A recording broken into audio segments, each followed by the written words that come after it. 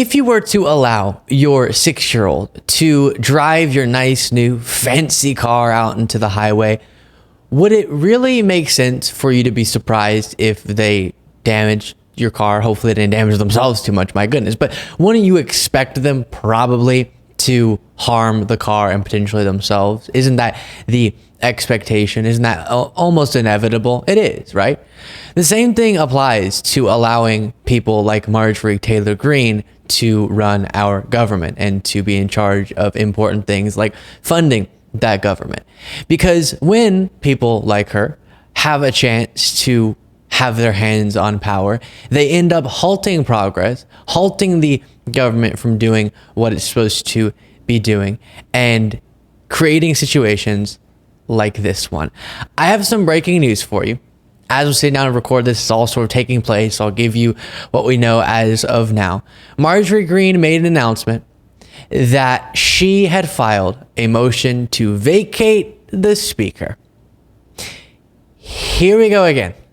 Do you remember Matt Gaetz did this with Kevin McCarthy and they couldn't pick a speaker for super long, and they finally picked Mike Johnson and we were like, who's Mike Johnson? And since then we've learned about him. Now they want to get rid of him again because he went along with funding of the government that they didn't like. And here's the announcement. My goodness. I filed the motion to vacate today, but it's more of a warning and a pink slip. I respect our conference. I paid all my dues to my conference. I'm a member in good standing, and I do not wish to inflict pain on our conference and to throw the house in chaos. But this is basically a warning, and it's time for us to go through the process, take our time, and find a new Speaker of the House that will stand with Republicans and our Republican majority instead of standing with the Democrats. That's a warning. If it's a warning, if it's a warning, does that mean that you're not going to go through and force this vote? No, I will. There's nothing that can convince you to back off. There's not a time limit on this. It doesn't have to be forced and throw the House into chaos. I don't want. You know, Matt Gaetz got to be the center of attention for some weeks there, so I don't want to put a time limit on this because I want to be the center of attention for as long as I possibly can using this. What was your question, Manu? To put any of our members in a difficult place like we were for 3.5 weeks. We're going to continue our committee work. We're going to continue our investigations. There's a lot of good investigations going that have to be able to proceed, and the American people deserve that. But I'm not saying that it won't happen in 2 weeks or it won't happen in a month or who knows when. But I am saying the clock has started. It's time for our conference to choose a new. Just once all of the press is no longer interested in me doing this, then I'll go ahead and force the vote. Do you believe, thanks, Congresswoman, do you believe that there are more Republicans who support this push? And ultimately, if this does get filed, it could lead to exactly what you're saying, more chaos, more paralysis. Does the House Republican conference want to move forward with that? It's filed, but it's not voted on. It only gets voted on until I call it to the floor for a vote. Right. Okay, so essentially what she's saying, trying to derive meaning from what she just brought forward, then I have much more to look at in this initial reactions from some Democrats and Fox News.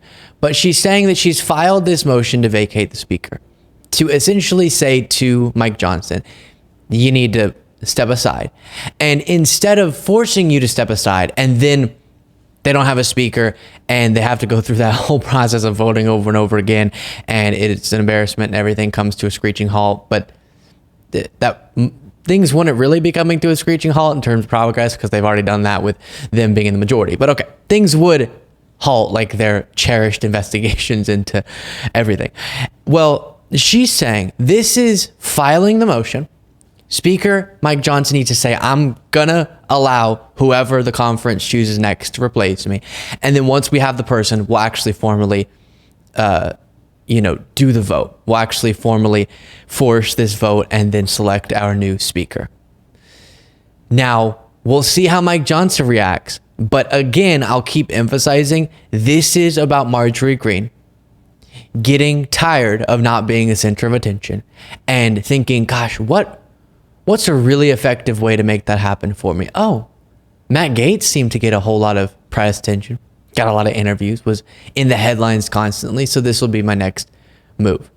And here's another clip. And then some. I support Republicans holding the majority next conference, but we need a Speaker of the House that knows how to negotiate, knows how to walk in the room, knows how to hold the line, and knows how to defend America first and the values and the policies that President Trump will bring to next. So again, just so you're clear on the facts of the situation, spending bill got passed through the House. Mike Johnson was supportive of it.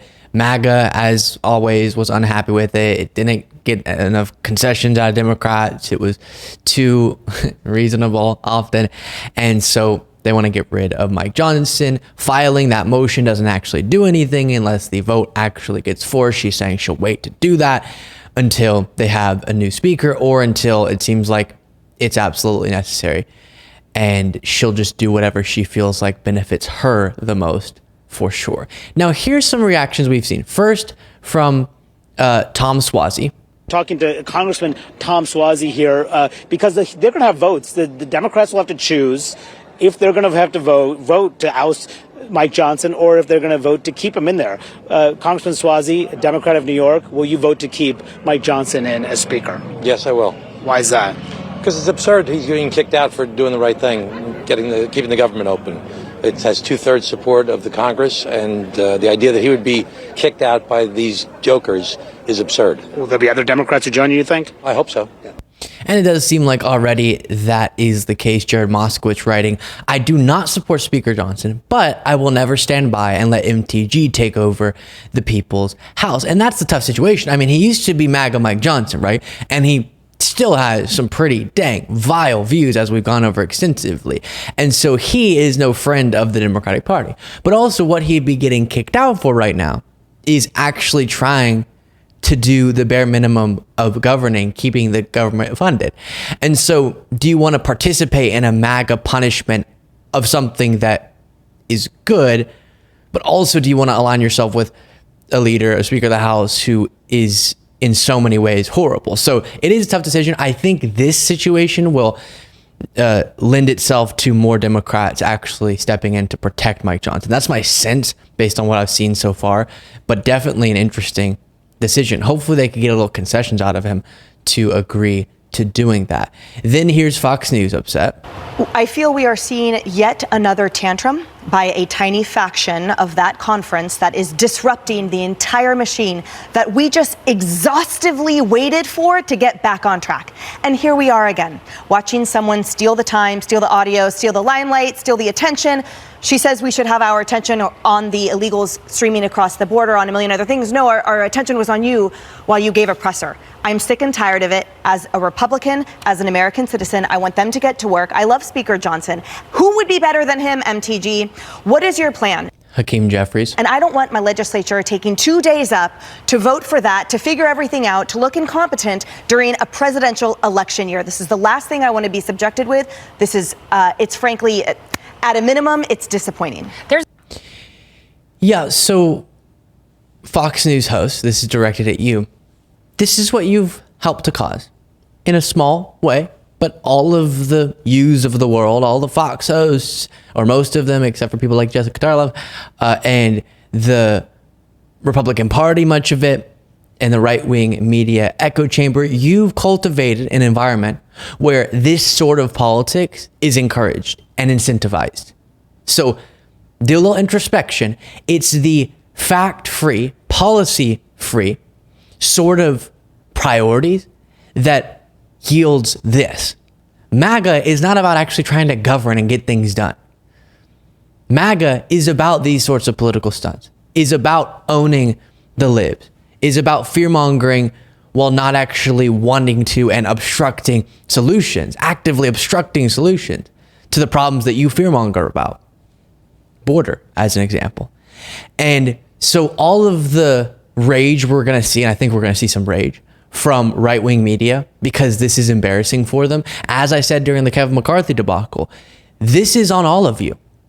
If you earlier would have called out the harmful, detrimental nature of the MAGA style and brand of politics that, again, just throws policy in the trash, that's not even relevant, is a cult of personality and thus cares only about meaningless political attacks, litmus tests, and attention seeking, and not actually about doing the hard work of governing and legislating. And so this is just completely on them. Don't allow people to act like all of a sudden they're so shocked by MAGA doing what MAGA does. Here's Ken Buck whenever he announced he was retiring, talking about the Republican Party. This place just keeps going downhill, and I don't need to spend my time here. We've taken impeachment and we've made it a social media issue as opposed to a constitutional concept. Mike Johnson's ability to talk me into staying here is going to be about as successful as his ability into talking me into unconstitutional impeachments.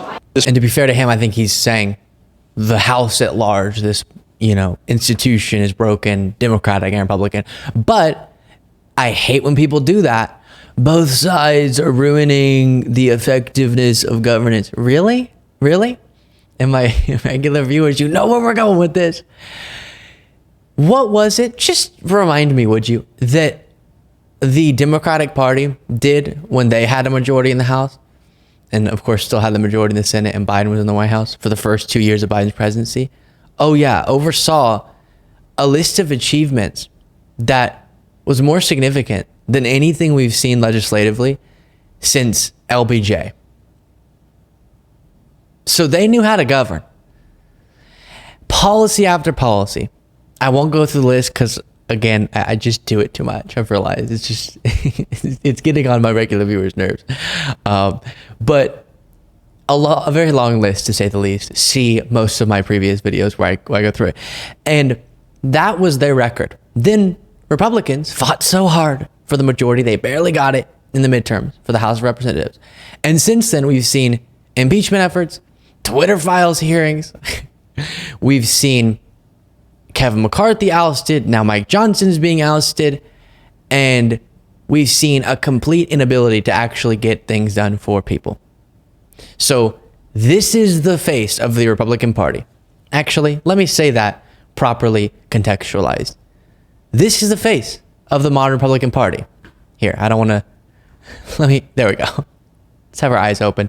That's the Republican Party right there. Marjorie Greene representing MAGA, representing Trump, representing the inability to seriously govern.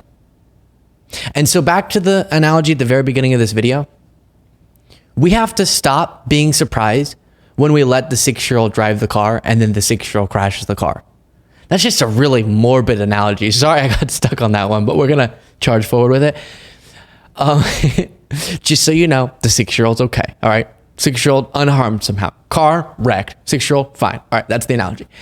And we need to stop allowing the 6-year-old to drive the dang car, because this is what happens when you allow that. Marjorie Greene gets to take control of the House, and her cohort get to drive it into a tree. There we go. My point is, vote these people out. My goodness. That's what we can do. We can vote. And we have a shot at doing just that in November. Make sure you're subscribed to the YouTube channel. If you want more just really spot on analogies like that, you can get them on the bonus show at lukebeasleyshow.com/membership. And if you want to watch my Don Lemon interview, you can click right there. I'll talk to you all in the next video.